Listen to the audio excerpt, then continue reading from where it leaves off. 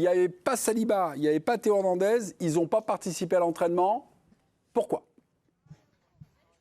Et il y avait également une absence d'Aurélien Tchouaméni qu'on a appris un petit peu plus tard. Pour ce qui est de William Saliba, c'était prévu, Mémé. Il a tout un protocole en fait pour l'amener à être en mesure de disputer avec le moins de gêne possible la rencontre face au Sénégal. Ça rentre dans le processus des 45 minutes face à l'Irlande du Nord.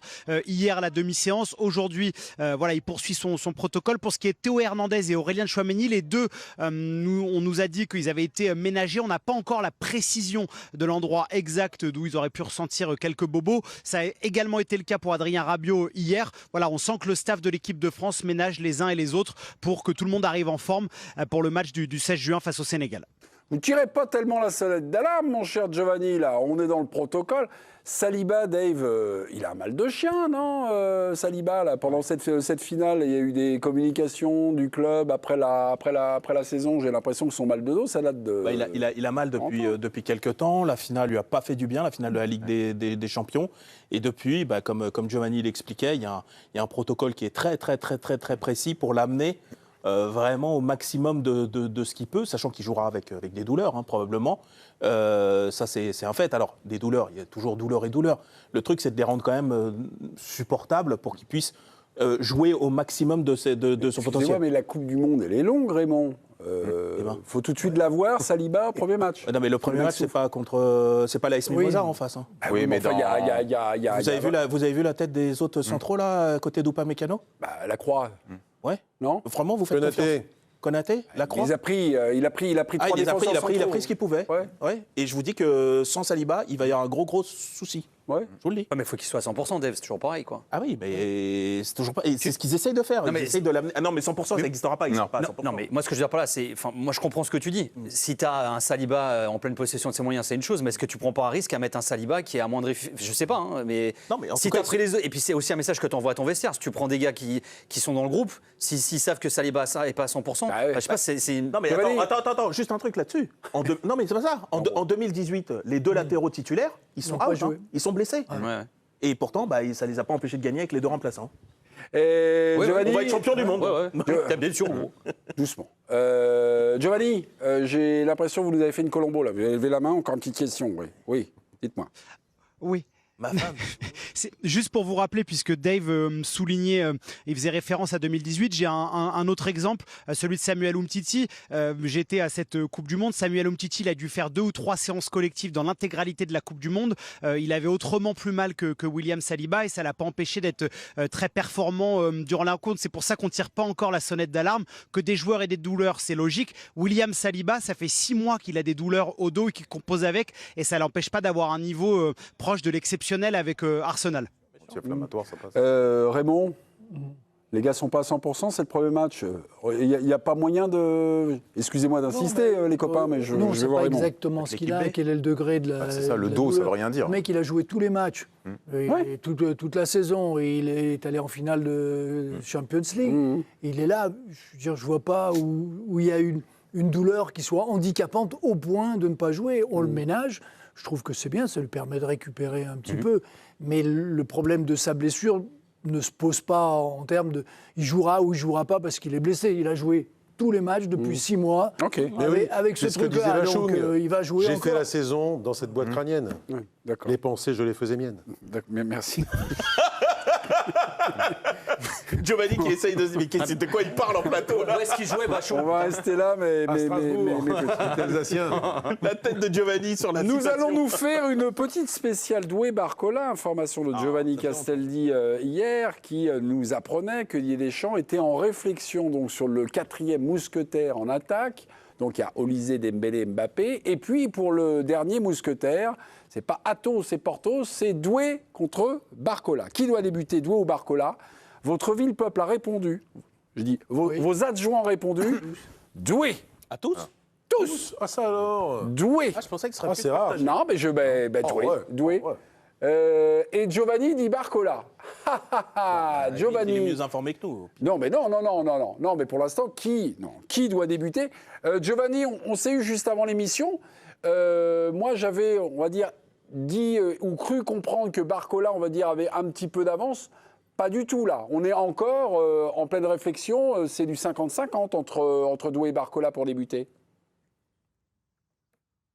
Oui, c'est-à-dire qu'en fait, il y a deux cas qui s'opposent, que ça soit ce qu'aime le staff de l'équipe de France de Bradley Barcola, sa rigueur tactique, le fait que ça soit un garçon capable d'apporter beaucoup de largeur et de profondeur. D'ailleurs, dans les oppositions qu'on a vues aujourd'hui dans la séance d'entraînement, Didier Deschamps a demandé à tous ses joueurs systématiquement d'aller vite chercher la largeur. On sent que c'est une thématique importante pour le sélectionneur de l'équipe de France. À côté de ça, on a le profil de Désiré Doué qui est en pleine forme, qui a fini la saison en boulet de canon avec le Paris Saint-Germain. Mais dans le profil, en fait, par rapport à Michael Olise, Ousmane Dembélé et Kylian Mbappé, qui sont des joueurs naturellement attirés par l'axe, qui demandent dans les pieds, qui ont besoin de percuter, de dribbler. Désiré Doué rentre un peu dans ce registre-là, alors que Barcola apporte de la largeur et de la profondeur. C'est pour ça que je donne la préférence au numéro 12 de l'équipe de France. Doué ou Barcola, vos adjoints ont tous dit, mon cher Raymond, Doué.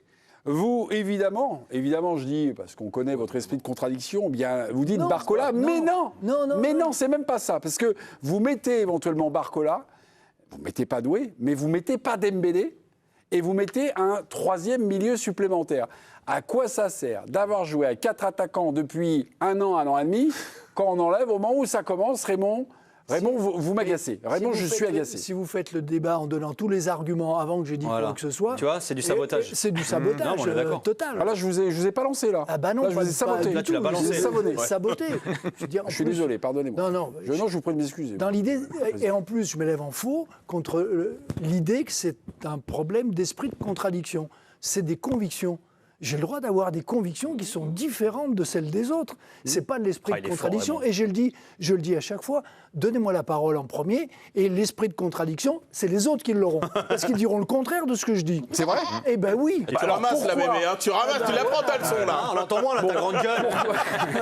Pourquoi, Raymond, vous nous rajoutez un troisième milieu et vous en 4-3-3 ? C'est une option. Quand on a vu jouer, quand on a vu les 2 matchs amicaux, et quand on voit jouer le Sénégal, on se dit, on a nous une faiblesse au milieu de terrain parce que l'incapacité à bien presser avec le dispositif qu'on a, c'est et un Doué au milieu, c'est inenvisageable. Complètement. À la place de qui ? Je sais pas, mais vu le volume de jeu qu'il a, les courses qu'il fait. En 3e au milieu de terrain.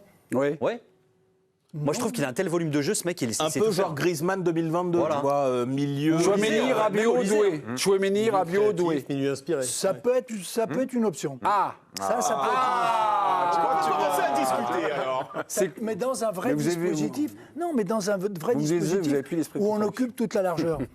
Parce que là, on a un vrai problème. On l'a vu, l'Irlande a réussi à ressortir des balles de leur camp pour aller jusqu'à nos 16 mètres. Je veux dire, on peut se dire, on s'est fait trouer. On s'est fait trouer contre Giovanni. On s'est fait trouer. Donc, il faut meubler ce milieu de terrain ou avoir plus de capacité pour presser. Donc, ce qu'on disait tout à l'heure sur les remarques qu'on peut faire sur Mbappé, les plus justes, c'est que sur le pressing, il n'est pas là. Oui, ok. Voilà. Et Giovanni, c'est pas par esprit de contradiction, mais par conviction, voilà, que Raymond nous dit, il y a un danger à jouer dans ce système-là. À la perte de balle, on est souvent troué. Est-ce que c'est un débat aujourd'hui qui agite le staff, Didier Deschamps et ses adjoints ? Ou alors là, pour l'instant, ils sont partis dans l'organisation qu'on connaît déjà depuis le match retour contre la Croatie, Ligue des Nations, il y a un an.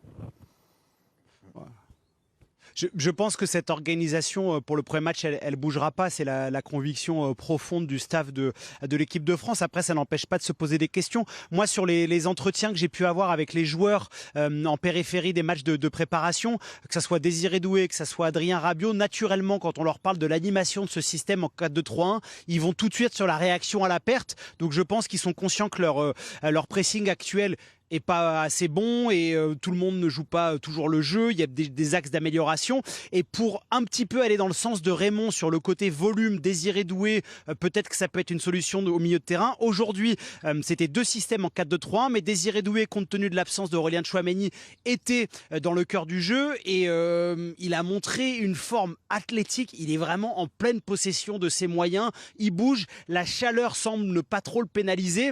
Donc voilà, il a du volume, le garçon, c'est sûr. Oh, là, on voit des vidéos, maintenant que je fréquente les réseaux, je fais mon jeûne, on voit souvent des séances de footing du côté de Clairefontaine où les Bleus, les coéquipiers, donc, sont tous hallucinés par le volume de course et la capacité athlétique de ce garçon Désiré Doué. On ne parle pas de l'option avec Rabiot et Non. Doué. Non. À deux milieux. Non, C'est Doué en troisième avec Chouameni. Oui. Chouameni sentinelle, D'accord. Rabiot et puis Doué qui serait en numéro 1. Ça, Qui serait le Griezmann de 2022 peut-être. Juste, mais petit, parce que là, on revient à votre choix. Et l'actualité, nous, on nous dit, c'est Doué Barcola. Voilà, c'est Doué Barcola. Vous avez tous choisi Doué. Quand vous faites, et Raymond a commencé à faire, la collision entre la France et le Sénégal, est-ce que vous dites que la France va jouer haut? Donc, il faut avoir, on va dire, Doué un petit perceur de coffre-fort, ou alors une mèche plus longue Barcola, on aura, on va dire, un peu plus de course, on aura un peu plus d'espace. Moi, je pense que C'est quoi le truc? Est-ce que c'est ça qui vous dit aussi, tiens, faut peut-être Doué? Le choix d'avoir joué contre la Côte d'Ivoire en match de préparation, c'est que même si ce ne sont pas des équipes identiques, ce sont des équipes qui ont des profils quand même qui se ressemblent. Et la configuration lors de la première période, qui était celle avec l'équipe le plus type possible avant les changements. Voilà, avant les changements, c'est une équipe qui jouait très haut face à une équipe qui défendait très très bas, très serré, etc. Moi, la profondeur, je pense qu'elle est compliquée à créer dans ces conditions-là, et que Barcola, c'est pas un hasard d'ailleurs. Unai Emery, j'allais dire. Luis Enrique. Non, mais je pensais à Unai Emery parce que c'était le match retour contre Aston Villa l'an dernier. Il avait fait le choix à ce moment-là, contre une équipe dont il imaginait qu'elle allait se livrer, cette fois de prendre Barcola. Parce que à très haut niveau, Barcola, il faut quand même de l'espace. Ouais. Moi, je trouve qu'il est très intéressant là-dedans. Il a cette prise de profondeur, cette demande en profondeur qui diffère. Mais tu l'as toujours un petit peu, cette prise d'espace avec les Bleus. À un moment, il arrive toujours, à un moment, même si l'équipe domine, à un moment... Alors moi honnêtement, sur les 45 premières minutes contre la Côte d'Ivoire, je ne l'ai pas vu ça. Et il a fallu au contraire beaucoup de connexion et de ce que disait Ludo, c'est de la connexion intérieure. Et c'est l'heure de saluer Giovanni. Alors reste, Giovanni, on vous embrasse. Le mec, il est tôt, Jérémy, il vous laisse. et Bientôt. Et à Bonne demain. soirée, bisous les amis. Salut.